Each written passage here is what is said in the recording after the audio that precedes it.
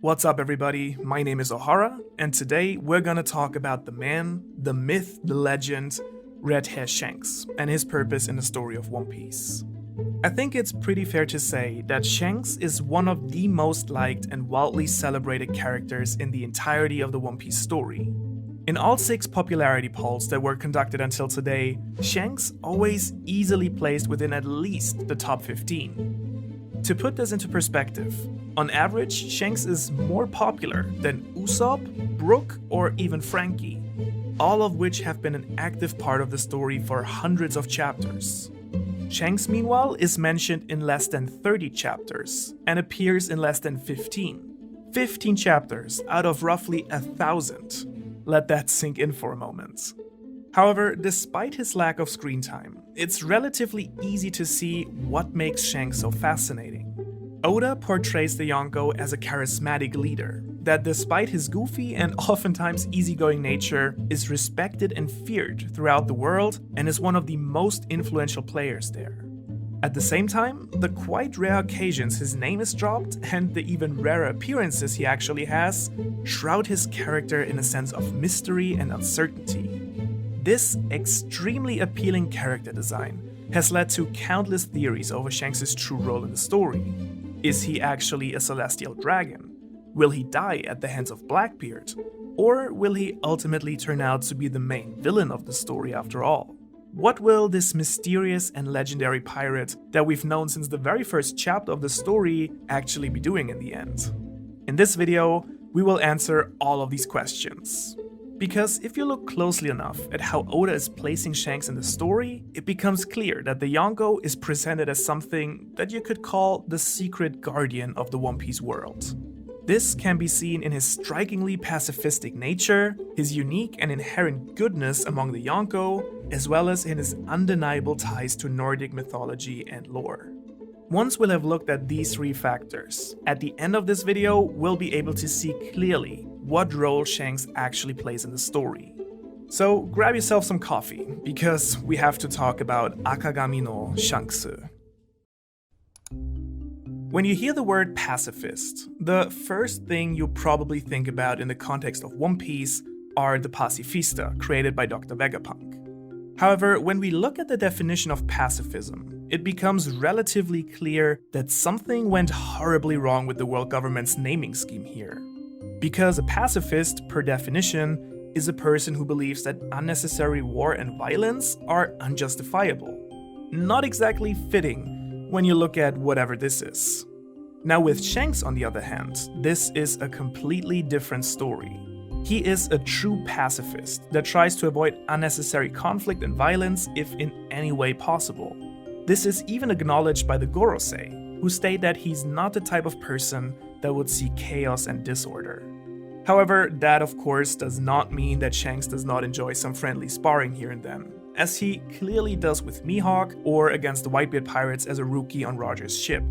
However, compared to most other pirates, and similarly to Luffy, Shanks doesn't seem to have any interest in pointless cruelty or bloodshed. But I believe that it goes even further than this. Shanks seems to have an active interest in keeping the quite fragile balance of the One Piece world alive. This becomes clear when he steps in to stop the war at Marineford, or whenever he expresses his deep worries about Blackbeard. In this context, one of Shanks' most stunning skills that he rarely gets any credit for is his deep understanding of diplomacy. None other than Shanks is able to stop a war between the Marines and another Yonko, or get a private audience with the gorosei, all while being one of the most notorious criminals on the planet. But we can also see this sort of de-escalating and effective diplomacy in other instances as well. For example, his meeting with Whitebeard to discuss the danger of Blackbeard, or his notoriously forgiving attitude towards Higuma, a mere mountain bandit from the East Blue that tried to humiliate him in front of his men. And maybe he even managed to find a diplomatic solution in his encounter with Kaido, where he somehow managed to stop the Yonko from going after Whitebeard, and afterwards arrives at Marineford without so much as a scratch. It's entirely possible that... What all of these examples clearly show us, however, is how averse Shanks truly is to unjust bloodshed and unnecessary violence. However, as we all know just too well, Shanks also has another side. Whenever his ideals and values are being threatened, Shanks is ready to take up arms and deliver justice. Notoriously, of course, we can see this once Higuma actually takes things a little bit too far and kidnaps and threatens Luffy. Or when arriving at Marineford, Shanks is prepared to face Akainu and the Marines head-on should they refuse to lay down their weapons, and everyone is more than reluctant to test him and his crew. This could even have played a role in his encounter with Kid, where the supernova lost an arm to the Yonko. Given his character, it's entirely possible that Kid did something so unjust or cruel that Shanks saw it necessary to bestow justice upon him. This striking duality of diplomatic pacifism and unwavering justice are a defining part of Shanks' character. But to truly understand this unique position of his in the world of One Piece, we of course also have to understand his equally unique standing among the Yonko. There are a number of things that make Shanks the odd one out when it comes to his membership within the 4 strongest and most feared pirates. For instance, as far as we know, he's the only one of the 4 that is not commanding an entire fleet, and we're also yet to come across any island that stands under his protection or rule. Also, Shanks is the only one that evidently has not eaten any devil fruit, and weirdly enough, he's also the only one not associated with the Rocks Pirates in any way, with Big Mom and Kaido being former members, and Blackbeard having served on Whitebeard's crew, as well as naming his ship after him. I feel like this already tells us quite a lot about him, as he's also the only Yonko that has never opposed Luffy and has no interest in gaining more power, nor in becoming Pirate King.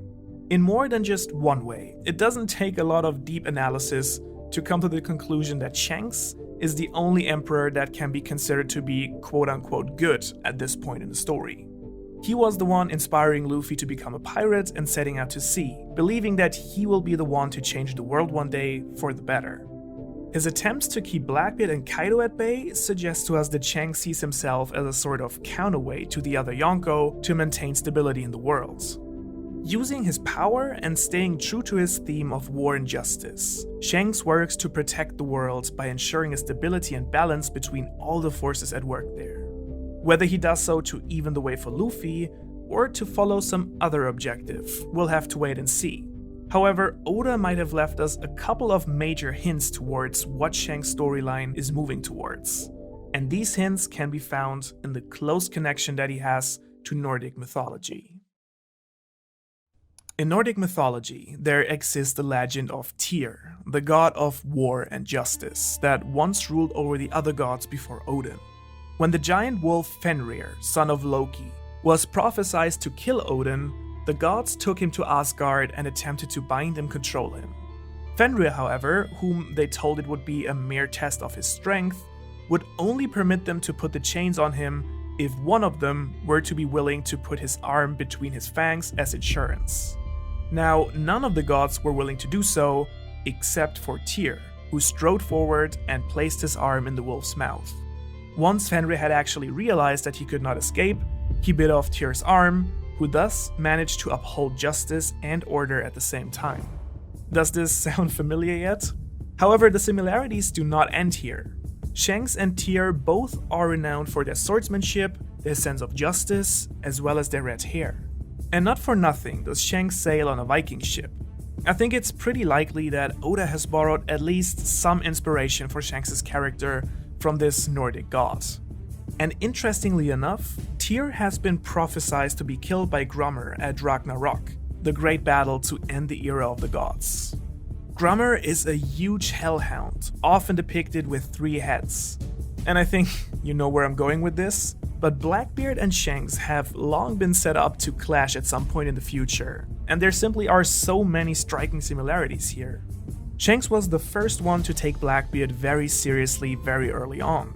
He already noticed something strange about him when they first met as apprentices on Roger's and Whitebeard's ship. He later encountered him again at some point, where he was dealt the scar across his eyes. And finally, he's the one to urge Whitebeard and possibly even the gorosei to take Teach more seriously. Thematically, this storyline would fit perfectly. And we also know that elbaf is heavily inspired by Nordic culture and mythology as well, with all the Viking themes going around there. And when we meet the very first giants in the story on Little Garden, Dory and Broggy, they say the following to Usopp.